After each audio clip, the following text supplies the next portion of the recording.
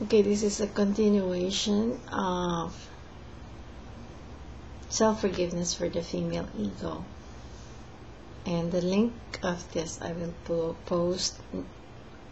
on the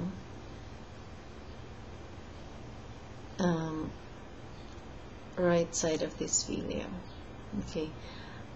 I forgive myself to have accepted and allowed myself to think and believe that I deserve and must have respect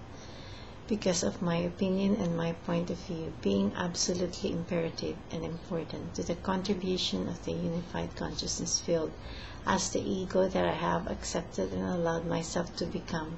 to assist and support other women as myself with the exact same ego establishment and design,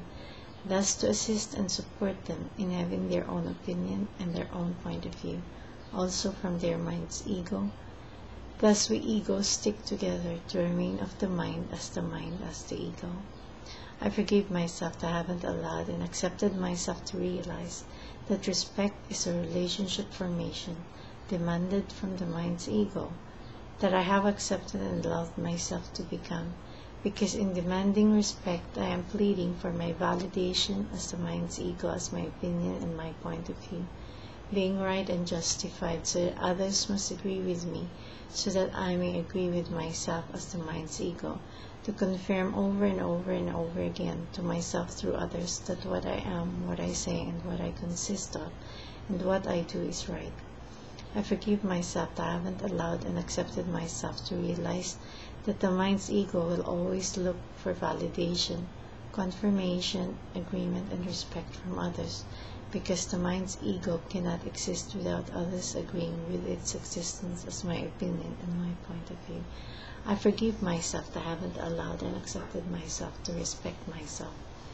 I forgive myself that I haven't allowed and accepted myself to realize that the ego of the mind will always attempt and try to search, seek, and pull out methods like a magician to justify, confirm its existence as being right and righteous in its actions and words. I forgive myself that I have accepted and allowed myself to think and believe that those that don't want to participate and nurture my ego as my opinion and my point of view are attacking me, are evil, and are wrong and don't belong in this world, or my world, or anyone's world for that matter, because this is the world where egos nurture egos, and will find and discover any and all methods to ensure that they don't influence or harm or bruise my ego as my opinion and my point of view, because I am right and they are wrong. They are wrong for not wanting to nurture my precious ego.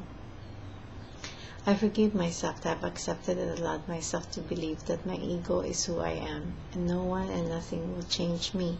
as the ego of the mind. I will bring out my army of justifications, excuses, and reasons for not wanting to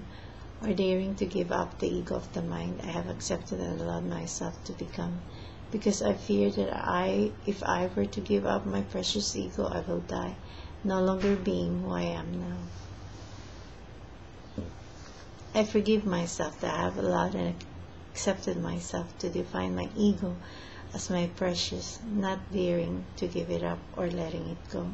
because then my world will change and I will change and I might not have any friend or companions anymore.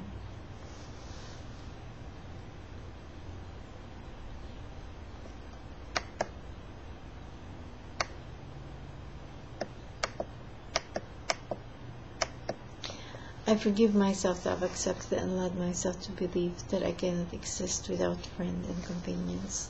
I forgive myself that I haven't allowed and accepted myself to realize that the necessity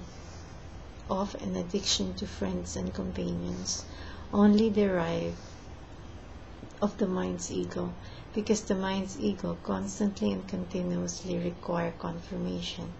validation, and justification for its own existence as my opinion and my point of view of what is right in my eyes, the eyes of the mind that see and look from a one-dimensional perspective. I forgive myself that I have accepted and allowed myself to actually believe I am three-dimensional. The physical manifested existence is three-dimensional in expression. I exist as the mind, as the picture defined I see in the mirror. The reflection of me is the one-dimensional existence of me that I am. Okay, so I'll continue on in another video. We'll see you there.